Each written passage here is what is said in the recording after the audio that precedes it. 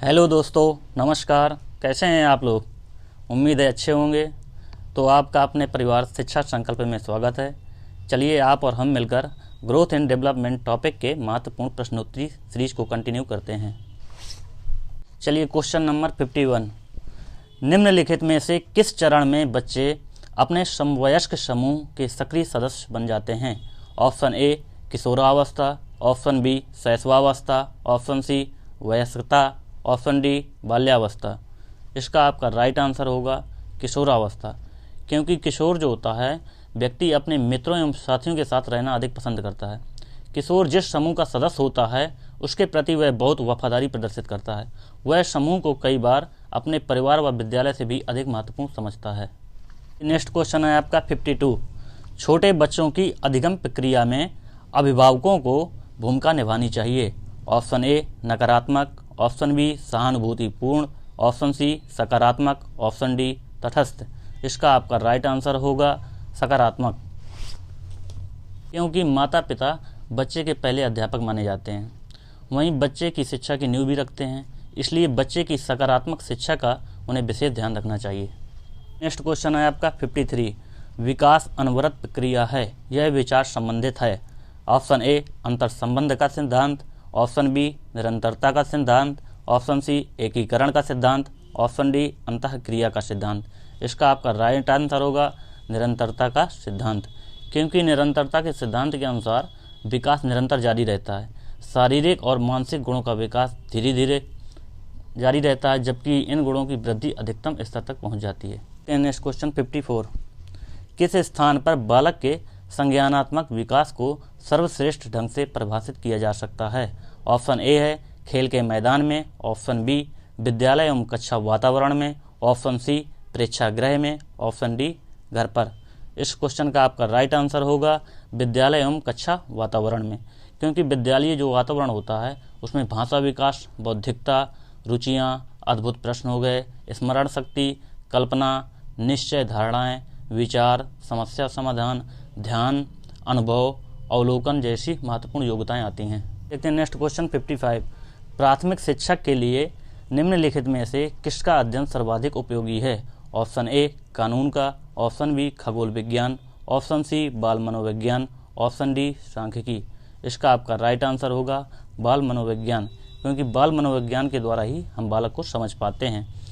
और इसके अलावा बाल मनोविज्ञान का उद्देश्य भी बच्चों के व्यक्तित्व का समरूप विकास करना होता है। अध्यापकों का कार्य ऐसी अवस्थाएं उत्पन्न करना होता है जिनके द्वारा व्यक्तित्व का स्वतंत्र तथा पूर्ण विकास हो सके। क्वेश्चन है आपका 56।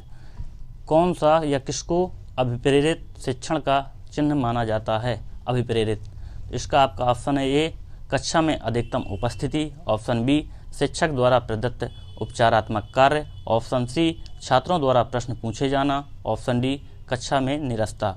इसका आपका राइट आंसर होगा छात्रों द्वारा प्रश्न पूछे जाना, क्योंकि अभिप्रेरणा जो होती है विद्यार्थियों में रुचि उत्पन्न करने की कला होती है। अध्यापक विद्यार्थियों को अभिप्रेरित करके उनसे प्रश्न पूछने की रुचि पैदा करते हैं। क्वेश्चन है आपका 57। निम्नलिखित में से क्या बच्चे की समाज मनोवैज्ञानिक आवश्यकताओं से संबंधित नहीं है? मतलब है आपका सामाजिक मनोवैज्ञानिक आवश्यकताओं से संबंधित क्या नहीं है?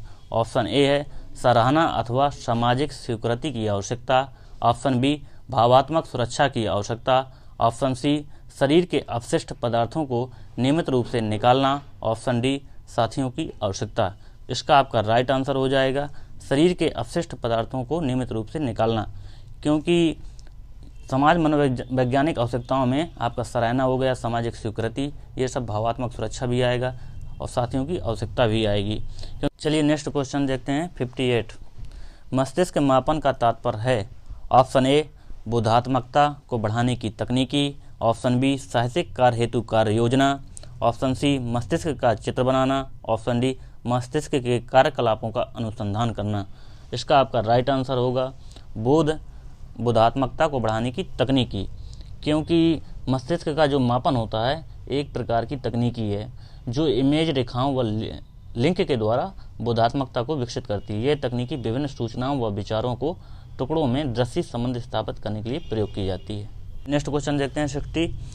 पियाजे के अनुसार बालक निम्नलिखित में से किस अवस्था में अमूर्त विवरणों के बारे में तार्किक ढंग से विचार करना शुरू कर देता है।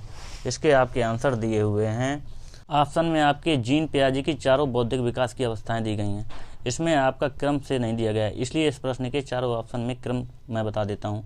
संवेदी पेशीय अवस्था, इंद्रिय गामक अवस्था जो कि 0 से 2 वर्ष होती है, पूर्व संक्रियात्मक अवस्था 2 से 7 होती है, मूर्त संक्रियात्मक अवस्था 7 से 11 होती है, अमूर्त संक्रियात्मक अवस्था 11 से 15 होती है। इसी अमूर्त संक्रियात्मक अवस्था को ही औपचारिक संक्रियात्मक अवस्था कहते हैं, क्योंकि मूल रूप से यह तार्किक चिंतन की अवस्था है। इस अवस्था में बालक अमूर्त चीज़ों जैसे रेखागणित, बीजगणित, इसके अलावा ईश्वर पर भी तर्कपूर्ण चिंतन करना प्रारंभ कर देता है। इस अवस्था में मुख्य रूप से बालक अपसारी चिंतन करना प्रारंभ कर देता है। राइट आंसर आपका होगा बी, औपचारिक प्रचलनात्मक अवस्था, प्रचलन अवस्था 11 वर्ष से अधिक है। नेक्स्ट क्वेश्चन है आपका 61। शिक्षार्थी जो सीख चुके हैं उसे दोहराने अथवा याद करने में सहायता करना महत्वपूर्ण है, क्योंकि है क्या है ये? ऑप्शन ए, किसी भी कक्षा अनुदेश हेतु यही सुविधाजनक शुरुआत। ऑप्शन बी, पूर्व ज्ञान को नई जानकारी से जोड़ना अधिगम को बढ़ाता है। ऑप्शन सी, पुराने पाठों को दोहराने का यही प्रभावपूर्ण तरीका है। ऑप्शन डी, यह शिक्षार्थी की स्मृति को बढ़ाता है और इससे अधिगम को सशक्त बनाने में मदद मिलती है। तो इसका आपका राइट आंसर होगा यह शिक्षार्थी की स्मृति को बढ़ाता है और इससे अधिगम को सशक्त बनाने में मदद मिलती है, क्योंकि स्मृति स्तर पर शिक्षण अधिगम विद्यार्थी को कई तथ्यों जैसे सामान्य नियम, परिणामों को याद करने की क्षमता प्रदान करता है। याद किया हुआ यह ज्ञान विद्यार्थी को शिक्षण अधिगम के बोध एवं चिंतन स्तर पर बहुत सहायक सिद्ध होता है। नेक्स्ट क्वेश्चन देखते हैं 62। पियाजे के अनुसार विकास के प्रथम चरण में जन्म से 2 वर्ष तक जो होता है बच्चे का अधिगम श्रेष्ठ होता है। ऑप्शन ए है इंद्रियों के उपयोग द्वारा। ऑप्शन बी, तटस्थ शब्दों के अवबोध द्वारा। ऑप्शन सी, अमूर्त ढंग से विचार द्वारा। ऑप्शन डी, भाषा के नवग्रहित ज्ञान के अनुप्रयोग द्वारा। इसका आपका राइट आंसर होगा ऑप्शन डी, भाषा के नवग्रहित ज्ञान के अनुप्रयोग द्वारा, क्योंकि यह अवस्था जो होती है मुख्यतः ज्ञानेंद्रिय और शरीर के सेंसरी गामक अनुभव पर निर्भर करती है। ज्ञानेंद्रिय। नेक्स्ट क्वेश्चन देखते हैं 63। पूरी तरह एवं मात्र अवलोकनात्मक व्यवहार पर निर्भर अधिगम का सिद्धांत का संबंध किस अधिगम के सिद्धांत से है? ऑप्शन ए, संज्ञानात्मक। ऑप्शन बी, व्यवहारात्मक। ऑप्शन सी, विकासात्मक। ऑप्शन डी, निर्णयात्मक। इसका आपका राइट आंसर होगा व्यवहारात्मक, अर्थात ऑप्शन बी, क्योंकि व्यवहारवादी दर्शन पूरी तरह अवलोकनात्मक व्यवहार पर निर्भर है। यह मानसिक क्रियाओं को नहीं प्राथमिकता देता है। व्यवहारवादी मानते हैं कि अधिगम नए व्यवहार को अपनाने से अधिक कुछ नहीं है। नेक्स्ट क्वेश्चन है आपका 64। एक शिक्षिका सदैव अपने शिक्षार्थियों को एक विषय के क्षेत्र में अर्जित ज्ञान को अन्य विषयों के क्षेत्र में अर्जित ज्ञान को जोड़ने में मदद करती है। इससे प्रोत्साहित करने में मदद मिलती है। ऑप्शन ए, ज्ञान का सह संबंध और अंतरण। ऑप्शन बी, वैयक्तिक अंतर। ऑप्शन सी, शिक्षार्थी की स्वायत्ता। Option D, पुनर्बलन। तो इसका आपका राइट आंसर होगा ज्ञान का सह संबंध और अंतरण, अर्थात ऑप्शन ए हुआ, क्योंकि ज्ञान का सह संबंध और स्थानांतरण तभी संभव होता है जब एक विषय के क्षेत्र में अर्जित ज्ञान दूसरे विषय की परफॉर्मेंस पर प्रभाव डालता है। क्वेश्चन है आपका 65। सृजनात्मकता समानता जुड़ी होती है। ऑप्शन ए, अनुकरण से। ऑप्शन बी, अभिसरणात्मक चिंतन से। ऑप्शन सी, अपसरणात्मक चिंतन से। ऑप्शन डी, अभिकल्पना से। तो इसका आपका राइट आंसर हो जाएगा अपसरणात्मक चिंतन से, अर्थात अपसारी चिंतन से। ऑप्शन आपका सी हुआ, क्योंकि अपसारी चिंतन जो होता है सृजनात्मकता की महत्वपूर्ण विशेषता होती है। इसमें खुला चिंतन होता है, निरंतरता होती है, मौलिकता होती है, लोचशीलता होती है। तो क्वेश्चन है आपका 66। एक छात्र चिकित्सा महाविद्यालय में प्रवेश हेतु प्रवेश परीक्षा में सफल होने के लिए कड़ी मेहनत करता है। छात्र को अभिप्रेरित कहा जाता है। ऑप्शन ए, अनुभव से। ऑप्शन बी, स्वतः। ऑप्शन सी, अन्य से। ऑप्शन डी, व्यक्तिगत रूप से। इसका आपका राइट आंसर होगा स्वतः, ऑप्शन बी, क्योंकि स्वतः प्रेरणा जो होती है आंतरिक प्रेरणा होती है जो मनुष्य को व्यक्तिगत आवश्यकताएं संतुष्ट करने के लिए उकसाती है। इस प्रकार की आवश्यकताएं हैं जैसे ज्ञान हो गया, मुकाबला हो गया, संदर्भ, आदर्श, ये सभी आते हैं इसमें। क्वेश्चन देखते हैं 67। व्यवहार का क्रियात्मक पहलू आता है। ऑप्शन ए, अधिगम के मनोवैज्ञानिक क्षेत्र के अंतर्गत। ऑप्शन बी, अधिगम के संज्ञानात्मक क्षेत्र के अंतर्गत। ऑप्शन सी, अधिगम के प्रभावशाली क्षेत्र के अंतर्गत। ऑप्शन डी, इनमें से किसी के अंतर्गत नहीं। इसका आपका राइट आंसर होगा इनमें से किसी के अंतर्गत नहीं, क्योंकि क्रियात्मक पहलू जो होता है फंक्शनल क्षेत्र, जो क्रियात्मक क्षेत्र आता है, ये अधिगम का संज्ञानात्मक क्षेत्र व्यक्ति के संज्ञानात्मक व्यवहार में परिवर्तन लाता है। इसे व्यवहार का ज्ञानात्मक पहलू कहते हैं। इसलिए बौद्धिक परिवर्तन एक व्यक्ति के अधिगम के संज्ञानात्मक क्षेत्र में आता है। क्वेश्चन 68 देखते हैं। निम्नलिखित में से कौन सा पूर्वाग्रह वंशानुगत कारक है। ऑप्शन ए सामाजिक गतिविधियों में सहभागिता, ऑप्शन बी समवयस्क समूह के प्रति अभिवृत्ति, ऑप्शन सी चिंतन पद्धति, ऑप्शन डी आंखों का रंग। इसका आपका राइट आंसर होगा आंखों का रंग, ऑप्शन डी। क्योंकि वंश क्रम में सभी तत्व आते हैं जो बच्चे के जन्म के समय नहीं बल्कि गर्भाधान के समय उपस्थित होते हैं। चेहरे के तत्व, बालों तथा आंखों का रंग हो गया, त्वचा का प्रकार, खोपड़ी का आकार आदि वंश क्रम से प्राप्त होते हैं। नेक्स्ट 69, शिक्षकों को अपने छात्रों की त्रुटियों का अध्ययन करना चाहिए। वे प्रायः संकेत करती हैं। ऑप्शन ए अलग अलग पाठ्यचर्या की आवश्यकता की ओर, ऑप्शन बी उनके ज्ञान की सीमा की ओर, ऑप्शन सी आवश्यक उपचारात्मक रणनीतियों की ओर, ऑप्शन डी योग्यता समूहकरण हेतु पथ प्रदर्शन की ओर। इसका आपका राइट आंसर होगा आवश्यक उपचारात्मक रणनीतियों की ओर, ऑप्शन सी। क्योंकि छात्रों की त्रुटियों को जानने के बाद शिक्षक उन त्रुटियों को दूर करने के लिए उपचारात्मक उपाय अपनाते हैं, जिससे शिक्षण की प्रभावशीलता बढ़ जाती है। नेक्स्ट क्वेश्चन है आपका 70, सीमा किसी पाठ को अति तीव्र गति से सीखती है किंतु लीना को उन्हें सीखने में अधिक समय लगता है। यह विकासात्मक सिद्धांत को दर्शाता है। ऑप्शन ए अंतर संबंधों को, ऑप्शन बी निरंतरता को, ऑप्शन सी सामान्य से विशेष की ओर, ऑप्शन डी वैयक्तिक अंतरों को। इसका आपका राइट आंसर होगा ऑप्शन डी वैयक्तिक अंतरों को। क्योंकि जो होता है कोई भी दो व्यक्ति होते हैं एक जैसे नहीं होते हैं। प्रत्येक की आवश्यकताएं, रुचियां, योग्यताएं, उपलब्धियां, आकांक्षाएं दूसरे से भिन्न होती हैं। कई विद्यार्थी तीव्र गति से सीखते हैं तो कईयों को सीखने में समय लगता है। नेक्स्ट क्वेश्चन देखते हैं 71, विकास को साकार करने वाले पर्यावरणीय कारक में निम्नलिखित में से किसके अलावा सभी शामिल हैं। ऑप्शन ए संस्कृति, ऑप्शन बी शारीरिक सौष्ठव, ऑप्शन सी शिक्षा की गुणवत्ता, ऑप्शन डी पोषण की गुणवत्ता। इसका आपका राइट आंसर होगा शारीरिक सौष्ठव। क्योंकि वंशानुगत एवं पर्यावरणीय कारक विकास को प्रभावित करने वाले प्रमुख कारक हैं। कि शारीरिक सौष्ठव जो होता है विकास को प्रभावित करने वाला वंशानुगत कारक होता है। चलिए नेक्स्ट क्वेश्चन देखते हैं 72, अभिप्रेरणा के सिद्धांत के अनुसार एक शिक्षक अधिगम को बढ़ा सकता है। ऑप्शन ए अपेक्षाओं के समान मानकों की स्थापना द्वारा, ऑप्शन बी छात्रों से कोई भी अपेक्षा न रखते हुए, ऑप्शन सी अत्यंत उच्च अपेक्षाएं स्थापित करके, ऑप्शन डी छात्रों से यथार्थ अपेक्षाएं स्थापित करके। इसका आपका राइट आंसर होगा छात्रों से यथार्थ अपेक्षाएं स्थापित करके, अर्थात ऑप्शन डी। क्योंकि शिक्षक जो होता है छात्रों की उपलब्धि प्रेरणा का विकास तभी संभव कर पाता है जब व्यक्ति को ज्ञान हो कि लक्ष्य यथार्थ एवं उचित है। नेक्स्ट क्वेश्चन है आपका 73, विकास शुरू होता है। ऑप्शन ए गर्भावस्था से, ऑप्शन बी पूर्व बाल्यावस्था से, ऑप्शन सी शैशवावस्था से, ऑप्शन डी बाल्यावस्था के बाद। तो इसका राइट आंसर हो जाएगा आपका गर्भावस्था से। क्योंकि विकास जो जानते भी हैं आप कि विकास निरंतर और जीवन पर्यंत चलने वाली प्रक्रिया है। यह गर्भस्थ शिशु के साथ आरंभ होता है और व्यक्ति की मृत्यु के साथ समाप्त होता है। इसमें व्यक्ति का संपूर्ण जीवन काल शामिल होता है। क्वेश्चन है आपका 74, एक विश्वसनीय मनोवैज्ञानिक जांच का आशय है। ऑप्शन ए मापन की परिशुद्धता, ऑप्शन बी मापन की संगतता, ऑप्शन सी व्यवहार का पूर्व अनुमान, ऑप्शन डी उपर्युक्त में से कोई नहीं। इसका आपका राइट आंसर होगा मापन की संगतता। क्योंकि विश्वसनीयता से अभिप्राय मापन की संगतता या निरंतरता से होता है।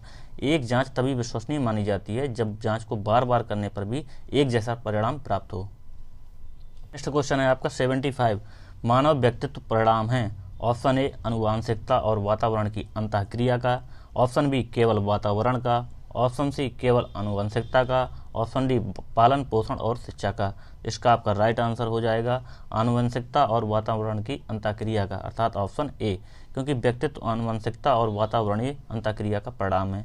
यह शारीरिक, बौद्धिक, भावात्मक, सामाजिक, चारित्रिक विशेषताओं का समूह होता है जो उसके व्यवहार, अनुभव, आदतों, दृष्टिकोण, विश्वासों, इच्छाओं, आकांक्षाओं, रुचियों, भावनाओं, विशेषताओं द्वारा प्रकट होता है। क्वेश्चन है आपका 76, शिक्षण अधिगम प्रक्रिया में व्यक्तिगत रूप से ध्यान देना महत्वपूर्ण है क्योंकि। ऑप्शन ए है शिक्षक प्रशिक्षण कार्यक्रमों में ऐसा ही बताया गया है, ऑप्शन बी इससे प्रत्येक शिक्षार्थी को अनुशासित करने के लिए शिक्षकों को बेहतर अवसर मिलते हैं, ऑप्शन सी बच्चों की विकास दर भिन्न होती है और वे भिन्न तरीकों से सीख सकते हैं, ऑप्शन डी शिक्षार्थी हमेशा समूहों में बेहतर सीखते हैं। तो इसका आपका राइट आंसर हो जाएगा ऑप्शन सी, बच्चों की विकास दर भिन्न होती है और वे भिन्न तरीकों से सीख सकते हैं। क्योंकि शिक्षक को सभी बच्चों का व्यक्तिगत ध्यान देना चाहिए। पिछड़े हुए बच्चों जैसे समस्याग्रस्त बच्चों पर विशेष ध्यान देने की आवश्यकता होती है। क्वेश्चन है आपका 77, प्रायः शिक्षार्थियों की त्रुटियां किस ओर संकेत करती हैं। ऑप्शन ए है आपका यांत्रिक अभ्यास की आवश्यकता, ऑप्शन बी सीखने की अनुपस्थिति, ऑप्शन सी शिक्षार्थियों के सामाजिक आर्थिक स्तर, ऑप्शन डी वे कैसे सीखते हैं। इसका आपका राइट आंसर हो जाएगा यांत्रिक अभ्यास की आवश्यकता, क्योंकि त्रुटियां वस्तुतः ड्रिल शिक्षण में प्रयुक्त यांत्रिक अभ्यास वाली एक स्थायी युक्ति होती है। स्थायीकरण की युक्तियां सीखी गई विषय वस्तु को विद्यार्थियों के मन में बिठाने का काम करती हैं। नेक्स्ट क्वेश्चन है आपका 78। निम्नलिखित में से कौन सा सीखने का क्षेत्र है। ऑप्शन ए है भावात्मक, ऑप्शन बी है व्यावसायिक, ऑप्शन सी है आध्यात्मिक, ऑप्शन डी अनुभविक। इसमें आपका राइट आंसर हो जाएगा ऑप्शन ए भावात्मक, क्योंकि सीखने के प्रमुख 3 क्षेत्र बताए गए हैं। ज्ञानात्मक पक्ष होता है एक, भावात्मक पक्ष होता है एक, और एक होता है क्रियात्मक पक्ष। क्वेश्चन देखते हैं 79। जब बच्चा कार्य करते हुए ऊबने लगता है तो यह इस बात का संकेत है कि बच्चा बुद्धिमान नहीं है।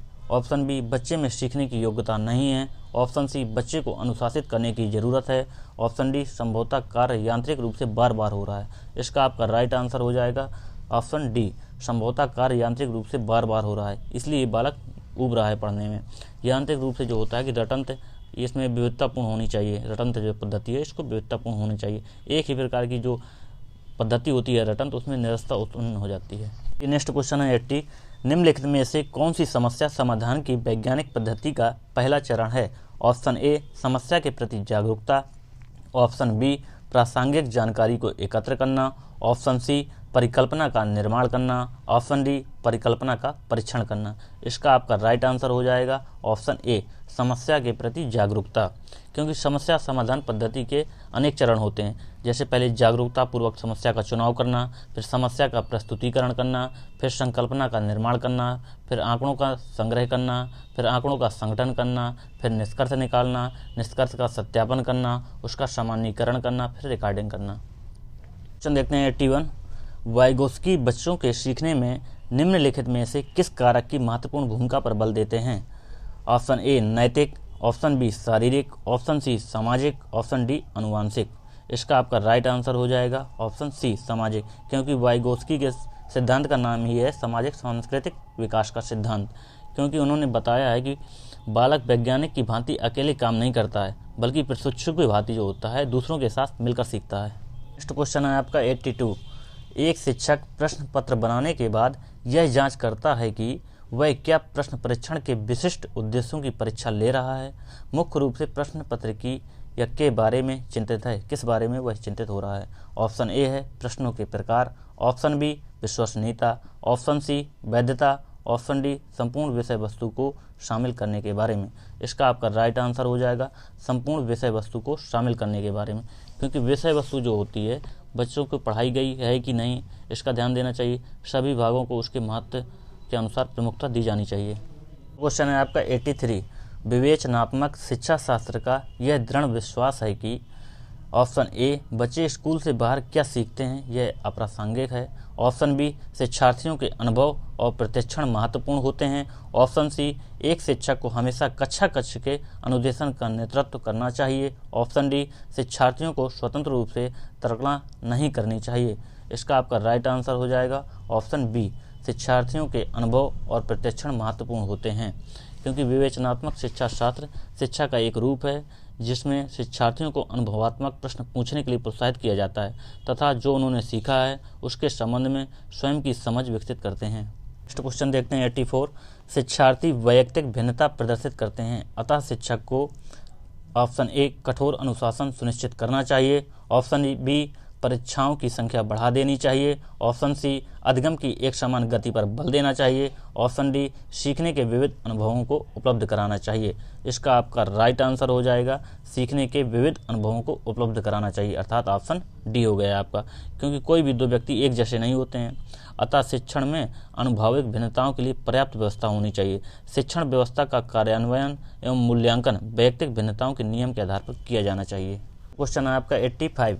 मानव विकास के क्षेत्रों में विभाजित किया जाता है जो है मानव विकास के क्षेत्र पूछा किस किस में विभाजित किया जाता है। ऑप्शन ए संवेगात्मक, संज्ञानात्मक, आध्यात्मिक और सामाजिक मनोवैज्ञानिक, ऑप्शन बी है मनोवैज्ञानिक, संज्ञानात्मक, संवेगात्मक और शारीरिक, ऑप्शन सी है शारीरिक, आध्यात्मिक, संज्ञानात्मक और सामाजिक, ऑप्शन डी है शारीरिक, संज्ञानात्मक, संवेगात्मक और सामाजिक। इसका आपका राइट आंसर हो जाएगा ऑप्शन डी शारीरिक, संज्ञानात्मक, संवेगात्मक और सामाजिक, क्योंकि मानव विकास के प्रमुख क्षेत्र जो हैं आपका यही है। शारीरिक हो गया, बौद्धिक हो गया, बौद्धिक को ही आप संज्ञानात्मक कहते हैं, संवेगात्मक हो गया जिसको भावात्मक हो गया, नैतिक हो गया, सौंदर्य हो गया और सामाजिक विकास हो गया। क्वेश्चन है आपका 86, गिलिगन ने कोलबर्ग के नैतिक विकास के सिद्धांत की आलोचना क्यों की है?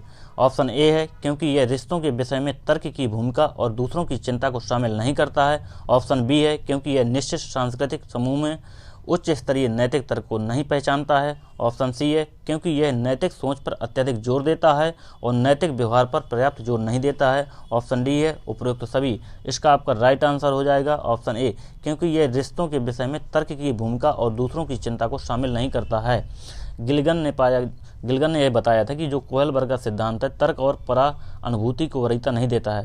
कोहलबर्ग के सिद्धांत की आलोचना में शामिल हैं तथ्य हैं जैसे नैतिक विचार व नैतिक व्यवहार के मध्य विरोधाभास है इनके सिद्धांत में, शोध की गुणवत्ता, नैतिक विकास में संस्कृति की भूमिका पर अपर्याप्त ध्यान देते हैं, देखभाल संबंधी परिप्रेक्ष्य की अनदेखी करते हैं। उन्होंने महिलाओं में अधिकतर पाए जाने वाले गुणों विशेषकर देखभाल संबंधी गुणों को अवमूल्यन किया है।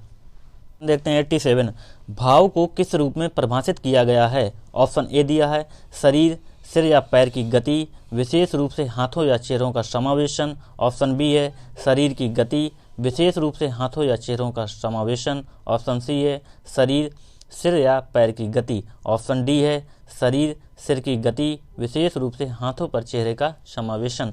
इसका आपका राइट आंसर है ऑप्शन ए, शरीर, सिर या पैर की गति, विशेष रूप से हाथों या चेहरों का समावेशन।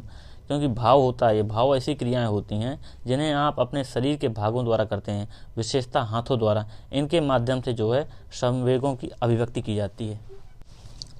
चलिए नेक्स्ट क्वेश्चन देखते हैं 88, पश्चिम में अधिनायकवादी शिक्षा की अवधारणा निम्नलिखित में से किसके पक्ष में थी? ऑप्शन ए है आपका शिक्षा को अंतर्राष्ट्रीय समझ के एक बाध्यकारी कारक के रूप में मानना चाहिए। ऑप्शन बी व्यक्ति के संपूर्ण व्यक्तित्व के विकास के लिए व्यक्ति की शिक्षा आवश्यक है।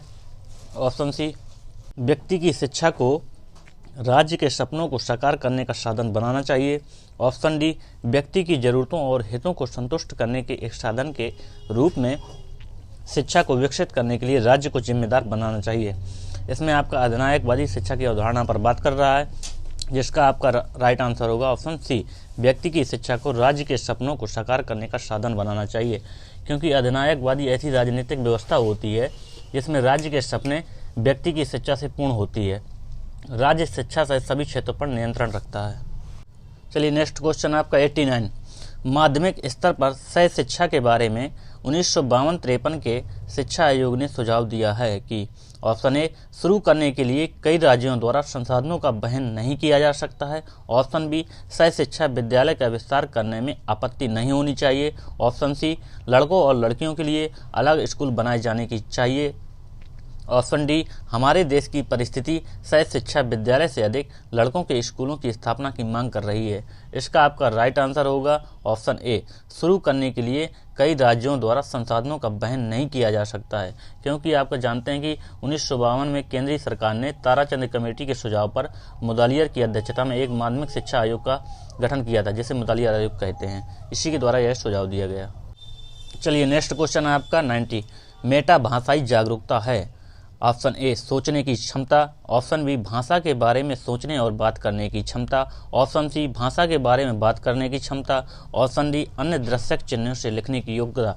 इसका आपका राइट आंसर होगा भाषा के बारे में सोचने और बात करने की क्षमता, अर्थात ऑप्शन बी। क्योंकि मेटा भाषाई जागरूकता जो होती है एक विशिष्ट जागरूकता होती है जो भाषा के बारे में अलग रूप से सोचने की क्षमता को बढ़ाती है। चलिए नेक्स्ट क्वेश्चन देखते हैं 91, आविष्कार वर्तनी क्या है? आविष्कार वर्तनी पूछा गया है। ऑप्शन ए है पढ़ने के विकास के साथ हस्तक्षेप। ऑप्शन बी पारंपरिक वर्तनी का विकास। ऑप्शन सी बच्चों की वाक्पटुता को बढ़ाता है। ऑप्शन डी माता पिता द्वारा समर्थित नहीं किया जाना चाहिए। इसका आपका राइट आंसर होगा बच्चों की वाक्पटुता को बढ़ाता है। क्योंकि जब बच्चे उन शब्दों के लिए स्वयं वर्तनी का निर्माण करते हैं जिनका सही उच्चारण नहीं जानते, तब वे आविष्कार वर्तनी का प्रयोग करते हैं। आविष्कार वर्तनी बच्चों की मानक वर्तनी के विकास में सहायता करती है।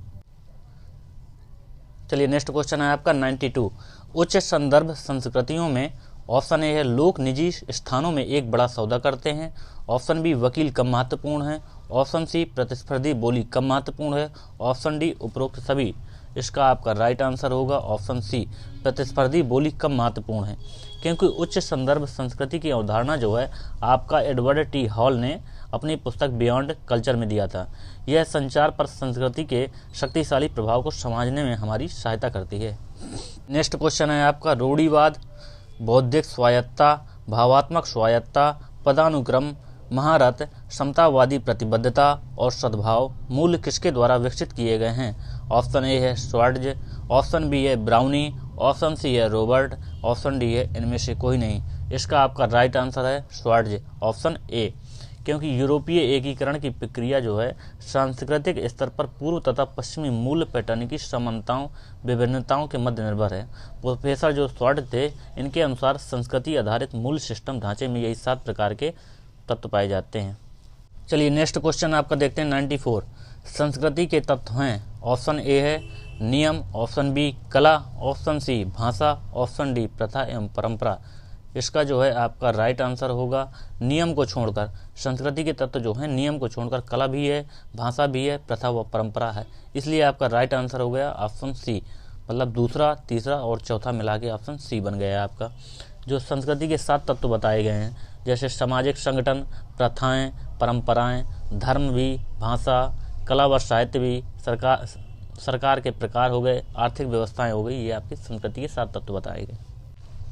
चलिए नेक्स्ट क्वेश्चन है आपका 95। दुनिया में विविध संस्कृतियों में नैतिक विकास कोहलबर्ग का सिद्धांत से पता चलता है। आप लोग जानते हैं कि कोहलबर्ग का सिद्धांत नैतिक विकास का सिद्धांत है।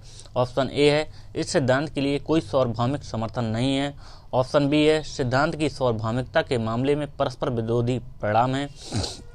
ऑप्शन सी है पहले 4 चरणों की सार्वभौमिकता के लिए समर्थन मिलता है। ऑप्शन डी है इनमें से कोई नहीं। इसका आपका राइट आंसर हो जाएगा ऑप्शन सी, पहले 4 चरणों की सार्वभौमिकता के लिए समर्थन मिलता है। क्योंकि कोहलबर्ग जो है इस पे जोर देते हैं कि उसके नैतिक तर्क के स्तर सार्वभौमिक हैं, जबकि कुछ आलोचक जो है उनकी आलोचना करते हैं। उसके सिद्धांत को सांस्कृतिक पूर्वाग्रहों से ग्रस्त मानते हैं। विश्व में 27 संस्कृतियों पर किए गए 45 अध्ययनों से कोहलबर्ग के पहले 4 चरणों की सार्वभौमिकता के लिए जो है आपका समर्थन प्राप्त हुआ है, बाकी समर्थन नहीं मिला। नेक्स्ट क्वेश्चन देखते हैं 96। नैतिक विकास को समझने में एक महत्वपूर्ण अवधारणा समावेशन है। ऑप्शन ए है Kohlberg, option B Martin Hoffman, option C Sigmund Freud, option D इनमें से कोई नहीं। इसका आपका राइट आंसर होगा कोहलबर्ग, क्योंकि नैतिक विकास को समझने के लिए जो है कोहलबर्ग ने सिद्धांत दिया था। कोहलबर्ग के अनुसार क्या था कि समावेशन जो है नैतिक विकास की सार्थक समझ पैदा करती है, जो कि आंतरिक मानकों और सिद्धांतों द्वारा नियंत्रित किया जाता है। नेक्स्ट क्वेश्चन है आपका 97।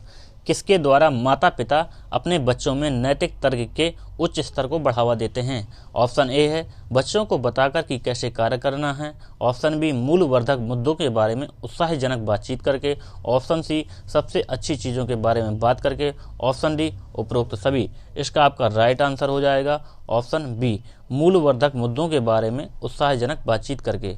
क्योंकि कोहलबर्ग का विश्वास था, उन्होंने बताया था कि वे माता पिता जो अपने बच्चों के मूल्यवर्धक मुद्दों के बारे में उत्साहजनक बातचीत को बढ़ावा देते हैं, वे अपने बच्चों का व किशोरों में अधिक उन्नत नैतिक विचारों को बढ़ावा देते हैं। चलिए नेक्स्ट क्वेश्चन है आपका 98। कोहलबर्ग के सिद्धांत की आलोचना किन बिंदुओं पर की जाती है? ऑप्शन ए है यह नैतिक विचारों पर अत्यधिक जोर देता है और नैतिक व्यवहार पर बहुत कम जोर देता है। ऑप्शन बी है कोहलबर्ग की कहानियों की शुद्धता को अंकित करना बहुत मुश्किल है। ऑप्शन सी है इसने पूरी तरह से संस्कृति या लिंग जैसे चर पर विचार नहीं किया है। इसके आपके सभी आंसर राइट हैं, तो इसका आपका आंसर हो जाएगा ऑप्शन डी उपरोक्त सभी। क्योंकि ऑप्शन ए जो दिया गया है आपका नैतिक विचारों पर अत्यधिक जोर देता है। कोहलबर्ग का सिद्धांत कहानियों की शुद्धता को जो है अंकित करने में बहुत मुश्किल है। इसने संस्कृति या लिंग जैसे चर पर विचार नहीं किया है। नेक्स्ट क्वेश्चन है आपका 99। किसने आलोचना की थी कि कोहलबर्ग सिद्धांत में नैतिक विकास में पारस्परिक संबंधों के महत्व की उपेक्षा की गई है? अर्थात जो है कोहलबर्ग के सिद्धांत की आलोचना किसने की? तो ऑप्शन ए है Sigmund Freud, option B Martin Hoffman, option C फर्नड, ऑप्शन डी कैरल गिलिगन। इसका आपका राइट आंसर हो जाएगा ऑप्शन डी कैरल गिलिगन। क्योंकि कैरल गिलिगन का दावा था, उन्होंने बताया था कि कोहलबर्ग ने प्रेम, अहिंसा, करुणा आदि से संबंधित स्त्रियों की आवाज़ को अनदेखा किया है, जो कि लड़कियों की समाजीकरण से संबंधित होती हैं। आज का लास्ट क्वेश्चन देखते हैं 100। कुछ 9 महीनों के बाद तुतलाहट के चरित्र में बदलाव आ गया।